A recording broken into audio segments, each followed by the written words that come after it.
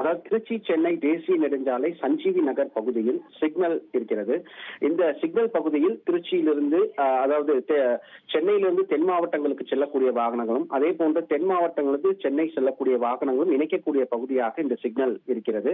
இந்த சிக்னல் அருகாமையில் இன்று மதியம் சரியாக ஒரு 2:15 மணி அளவில் ஒரு ஈச்சர் வேன் ஒன்று வந்து கொண்டிருந்தது. அப்போது சிக்னல் பச்சை நிறத்தில் இருந்து சிகப்பு நிறத்திற்கு மாறிய போது அதனை அறிந்த ஓட்டுநர் உடனடியாக சடன் பிரேக் அடித்துள்ளார்.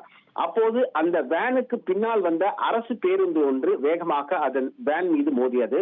அப்போது அந்த பேருந்திற்கு பின்னால், அந்த அரசு பேருந்திற்கு பின்னால் வந்த 2 தனியார் கல்லூரி பேருந்துகளும் அடுத்தடுத்து வேகமாக மோதியதில் அந்த பேருந்தினுடைய முன்பக்கம் மற்றும் பின்பக்கம் இருக்கக்கூடிய கண்ணாடிகள் சுக்குநூறாக உடைந்தது. மேலும் பேருந்தில் பயணித்த நர்சிங் கல்லூரி மாணவிகள், ஆசிரியர்கள் என அனைவரும் அந்த சீட்டின் முன்புறம் இருக்கக்கூடிய அந்த இரும்பு கம்பியில் மோதி அவர்களுக்கு காயம் ஏற்பட்டது.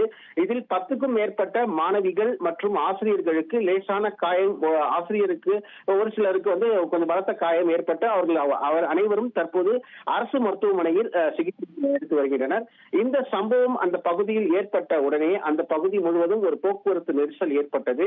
உடனடியாக அந்த விபத்தில் ஏற்பட்ட பேருந்துகளை மீட்ட காவல்துறையினர் அந்த போக்குவரத்தை சரி செய்யும் பணியிலும் ஈடுபட்டனர். இந்த விபத்து குறித்து கோட்டை காவல் நிலைய போலீசார் விசாரணை மேற்கொண்டு வருகின்றனர்.